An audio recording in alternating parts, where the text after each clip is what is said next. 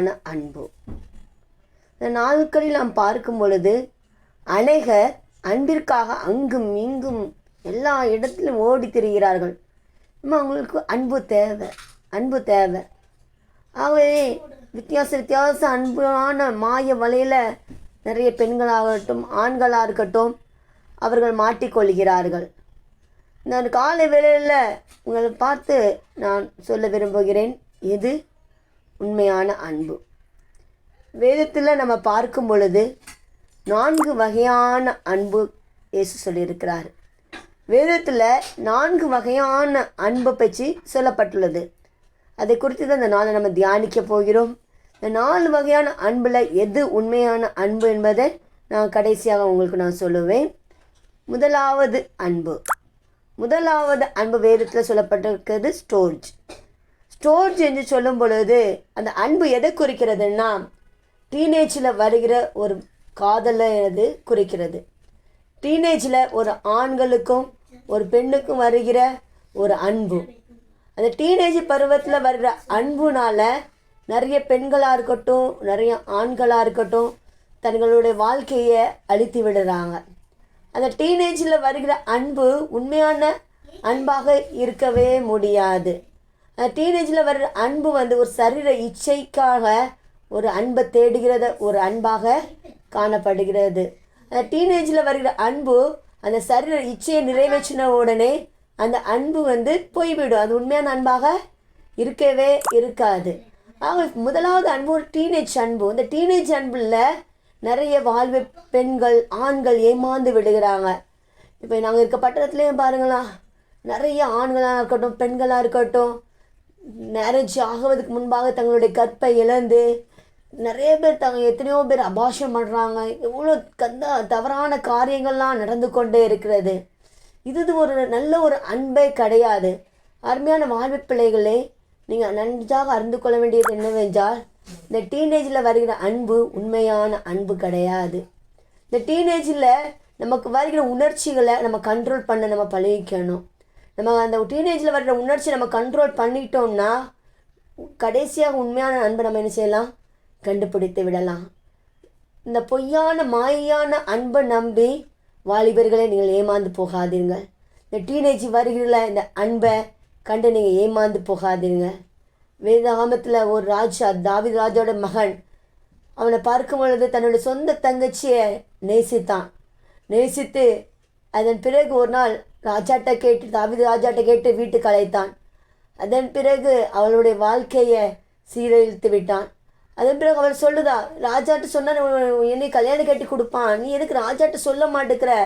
அதன் பிறகு அவன் இல்லை எனக்கு நீ வேணும் அப்படின்னு சொல்லி அவளுடைய வாழ்க்கையை சீரழித்து விட்டான். முதலில் நேசித்ததை காட்டிலும் அதன் பிறகு அவளை அதிகமாக வெறுக்க ஆரம்பித்தான். அதுதான் டீனேஜ் அன்பு. அந்த டீனேஜ் அன்பை கண்டு நம்ம என்ன செஞ்சிடக்கூடாது, ஏமாந்து விடக்கூடாது. ஆம் வாலிபர்களே, இந்த டீனேஜ் அன்பு நிரந்தரமற்றது. இந்த டீனேஜ் அன்பில் நம்மளுடைய உணர்ச்சிகளை நம்ம கண்ட்ரோல் பண்ண என்ன செஞ்சுக்கணும், பழகிக்கணும். 2வது அன்பு ஃபிலியா. இந்த அன்பு எது குறிக்கிறதுனா அதாவது அண்ணன் தம்பி தங்கை அக்கா நம்ம குடும்பத்தில் இருக்க சொந்தக்காரங்களோட உறவுகளை என்னது குறிக்கிறது. இயேசு சொல்லியிருக்காரு, கடைசி நாட்களில் அநேகருடைய அன்பு நிச்சயம் தணிந்து போகும். உண்மையிலே பார்க்கும் பொழுது நாட்களில் அநேகருடைய அன்பு தணிந்து தான் போய்கொண்டிருக்கிறது. உண்மை அன்பு காணப்படுகிறதா? அக்கா தங்கச்சி மத்தியில், அண்ணன் தம்பி மத்தியில், குடும்பத்தில் அம்மா யாருக்குள்ளேயும் உண்மையான அக்கா தங்கச்சி உண்மையான அன்பு காணப்படுகிறதா? காணப்படுறது இல்லை. அண்ணன் கொஞ்சம் நல்லாயிட்டா தம்பிக்கு போகிறாம, தம்பி கொஞ்சம் நல்லாயிட்டா அண்ணனுக்கு போகிறாம, அக்கா கொஞ்சம் நல்லா வசதியாக இருந்தால் தங்கச்சிக்கு போகிறாம, தங்கச்சி நல்லா இருந்தால் அக்காவுக்கு போகிறாம, எல்லாருக்குள்ளேயும் ஒரு பொறாமை தான் காணப்படுகிறது. இந்த நாளில் ஜாயிண்ட் ஃபேமிலி நீங்கள் பார்க்க முடியுதா? அண்ணன் தம்பி எல்லாம் சேர்ந்து ஒரு ஜாயிண்ட் ஃபேமிலி பார்க்க முடியலை. இந்த நாளில் அண்ணன் தம்பி அக்கா தங்கச்சி அந்த ஒற்றுமையை நம்ம பார்க்க முடியுதா? பார்க்க முடியலை. சண்டை பிரச்சனை. இந்த 2வது அன்பு தான் என்னது, ஃபீலியா. இந்த அன்பு என்னது, நிரந்தரமான அன்பு கிடையவே கிடையாது. இந்த அன்பும் ஒரு பிரச்சனை வந்தோட அவங்க என்ன செஞ்சிருவாங்க, மாறி போயிடுவாங்க.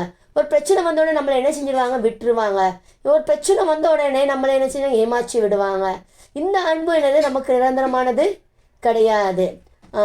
பிரியமார்களே, இதே பாருங்கள், நீங்கள் ஒரு உண்மையான ஒரு சம்பவத்தை சொல்லுதே.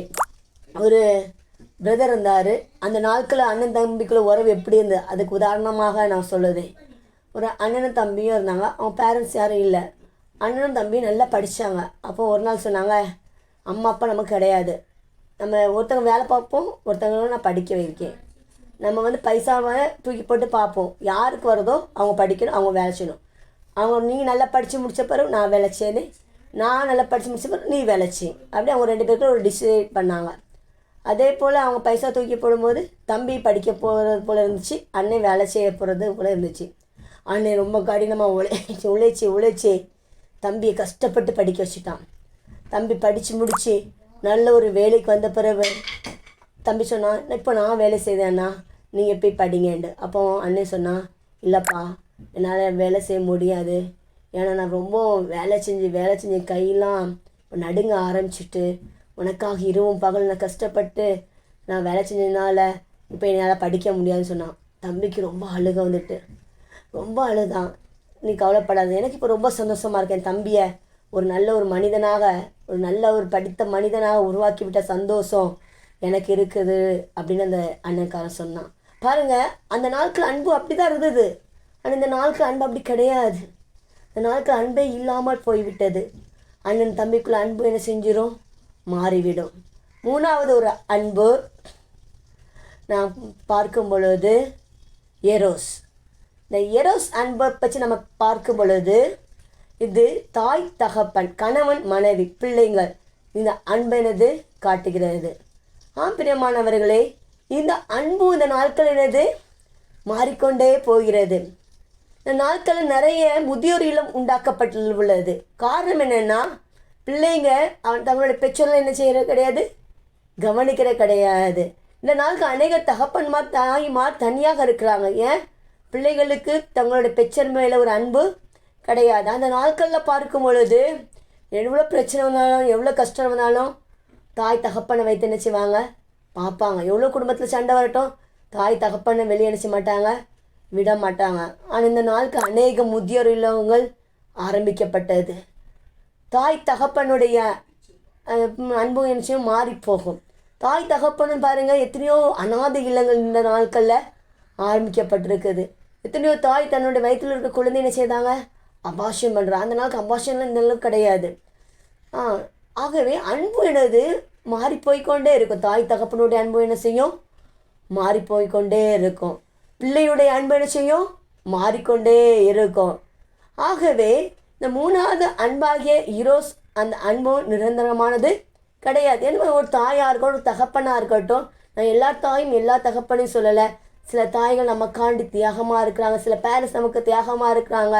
நான் அவங்களை குறித்து சொல்லலை. ஆனால் நான் பிள்ளைங்களை குறித்து சொல்லுதே. பிள்ளைங்க இந்த தியாகத்தில் என்ன செய்யலை, இல்லை. பிள்ளைங்கள் தங்களுடைய தாய் தகப்பனை முதியோர் இல்லத்தில் தள்ளுகிற நாட்களாக காணப்படுகிறது. ஆகவே இந்த அன்பு எனது நிரந்தரமானது கிடையவே கிடையாது. இந்த அன்பு என்ன செய்யும், மாறிப்போம். நம்மளோட பேரண்ட்ஸ் பாருங்கள், நம்ம கூட கடைசி வரைக்கும் இருப்பாங்க, இல்லை, அவங்களும் ஒரு நாள் நம்மளை விட்டு என்ன செய்வாங்க, போயிடுவாங்க. ஆகவே இந்த அன்பு கூட நிரந்தரமான அன்பு எனது கிடையவே கிடையாது. 3வது ஒரு நான் கடைசியான ஒரு அன்பு சொல்லுதே, அகாப்பே. என்ன அன்பு, அகாப்பே. இது யாருடைய அன்புன்னா, கர்த்தராகிய இயேசு கிறிஸ்துவுடைய அன்பு.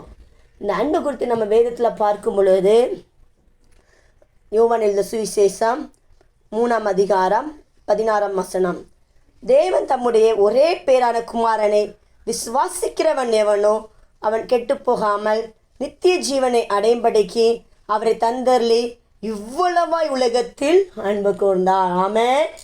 அவரை தந்தருளி இவ்வளவாய் உலகத்தில் அன்பு கூர்ந்தார். இந்த அன்பு தாங்க உண்மையான அன்பு. இந்த உலகத்தில் எல்லாரும் நம்மளை ஏமாற்றி விடலாம், நம்ம லவ் பண்ணுற பொண்ணு நம்மளை ஏமாற்றி விடலாம், நம்மளுடைய அண்ணன் தம்பிகள் நம்மளை ஏமாற்றி விடலாம், நம்மளோட பேரண்ட்ஸு நம்மளுடைய பிள்ளைங்க நம்மளை கைவிட்டு விடலாம். எல்லாருடைய அன்பு ஒரு நாள் என்ன செய்விடும், மாறிவிடும். எல்லாரும் நம்மளை ஏமாற்றுகிறவர்களாக காணப்படலாம். ஆனால் ஒரே ஒரு அன்பு மட்டும் நம்மளை ஏமாற்றாது. அதுதான் இயேசு கிறிஸ்துனுடைய அன்பு. அவருடைய அன்புக்கு ஈடாக இந்த உலகத்தில் எதுவுமே கிடையாது. ஏன் தெரியுமா, அவர் நம்மளை சொல்லப்பட்டிருக்கிறது, அவர் ஆரம்பத்தில் எப்படி அன்பு கூர்ந்தாரோ அப்படி முடிவு பெறும் அவர்களோடு கூட என்ன செய்தார்? அன்பு கூர்ந்தார். அநாதி சிநேகத்தால் உன்னை சிநேகித்தேன், அதனால் காரணத்தால் உன்னை இழுத்து கொண்டேன். நம்ம அவருக்கு விரோதமாக எவ்வளோ பாவம் செய்தோம், நம்ம அவரை விட்டு தூரம் போகிறோம், அவரை நம்ம வெறுக்கிறோம். ஆனாலும் அவர் நம்மளை என்ன செய்தார்? நேசிக்கிறாரு. மறுபடி தம்முடைய பிள்ளையாக அணைத்து கொள்ளுகிறாரு. மறுபடி நம்ம பிள்ளைகளாக நம்மளை சேர்த்து கொள்ளுகிறாரு. அவர் நம்மளை வெறுக்கிற தேவன் அல்ல, அவர் நம்மளை நேசிக்கிற தேவன். இந்த உலகத்தில் உள்ள எல்லா அன்பும் நம்மளை வெறுக்கும், எல்லா அன்பும் நம்மளை புரிந்து கொள்ளாது, எல்லா அன்பும் நம்மளை விட்டு தூரமாய் போய்விடும். ஆனால் நம்முடைய இயேசு கிறிஸ்துவ அன்பு ஒருபோதுமே மாறாது. அவர் உங்களை ஒருபோதும் ஏமாற்ற மாட்டார். உங்களுடைய ஆசிர்வாதத்தை கண்டு அவர் சந்தோஷப்படுவார். உங்களுடைய உயர்வை கண்டு அவர் சந்தோஷப்படுவார். உங்களுடைய துன்பத்தின் நேரத்தில் உங்களை கூட இருப்பார். உங்களுடைய கண்ணீரின் பாதையில் உங்களை ஆறுதலாக இருப்பார். அவர் ஒருபோதும் உங்களை விட்டு போக மாட்டார்.